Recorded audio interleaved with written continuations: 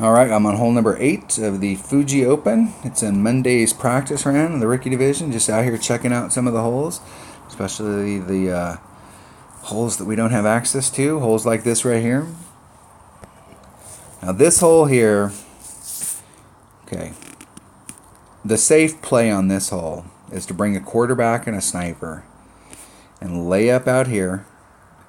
And the deal is you don't have to push the limit and be right up against it, but you want to be somewhere on this side, on this half. Okay? Lay up out there, and you've got a nice clean look. So obviously, the farther out here on this tip you can be, as far as like opening up the angles, if you draw that line there from the cup and that sand. Anything you're on this side where you can get past that sand, you can come straighter into the hole without having to use side spin or curl.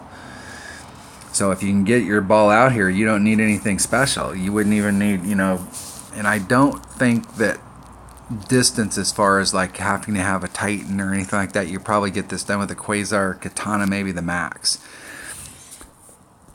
What most people are going to do though is try and get out here. They're going to want to get right there. That's where you want to get. And the way you're going to do that is you're going to start down in here and you're going to do a max overpower shot. Now, I'm not sure if we can get this max overpower shot done with a 3-power ball or whether we need to bring a 4-power ball. But in my practice count, I don't have anything but 3-power balls. I mean, that's as high as I got, so that's where I'm going to go. Also, if the wind's going in any direction like this, we want to capitalize on that wind. So if it's going this way, anything on this side of the line where the wind's going anywhere in a forward direction, we want to utilize that wind. So we're going to let the wind stay in, and we're only going to take out side wind so that we can get as much distance as we can possibly get.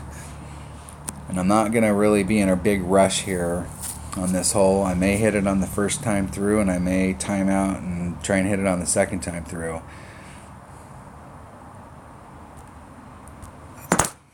But here we go.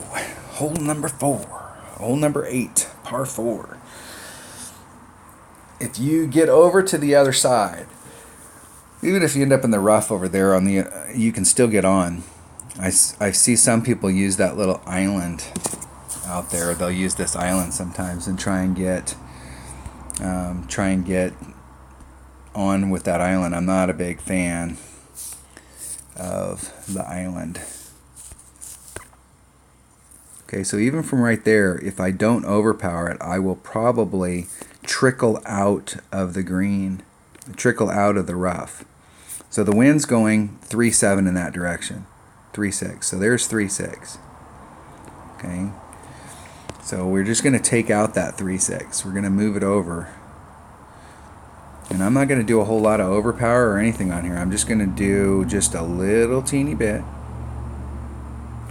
And I hit it good to the left so bad that if it doesn't end up in the sand, I'll be amazed.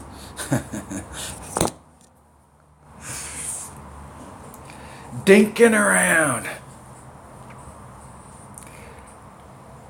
The good news is you'll see that from down here, the only fear here is as long as you're hitting in front of this water.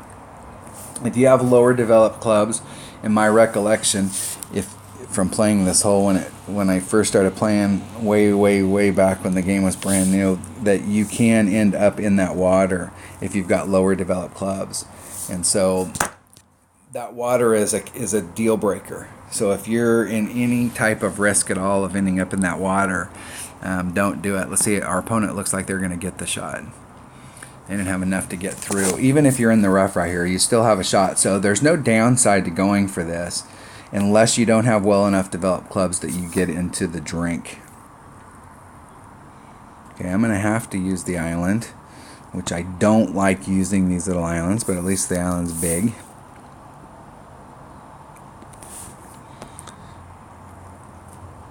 I'm going to go right at it. Looks like it's going to drift a little to the left. Or excuse me, the right. Okay, my Malibu, it's about 2 and a titch.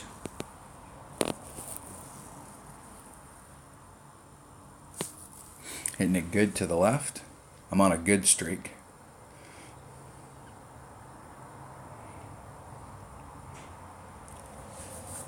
So you can see from where I was out in the sand down there, if you had, and most of you are probably going to have a Malibu, or if you have a Spitfire, which the second you get a Spitfire, that should be the club that should be in your bag. If you really think about how many shots you take in the course of any given day when you're playing, and how many you have to take from the sand, it's always best to bring the best sandwich that you have, and that sandwich is usually a distance deal. So having a Spitfire in your bag is not a bad deal, and a Spitfire hits very good when it's close up. It's a very good close-up club.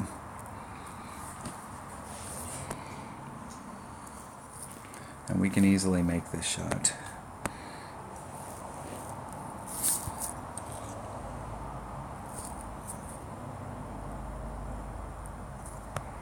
From that distance, wind should not be a factor. We'll see. This will be our test. I don't know that I hit a single shot today perfect.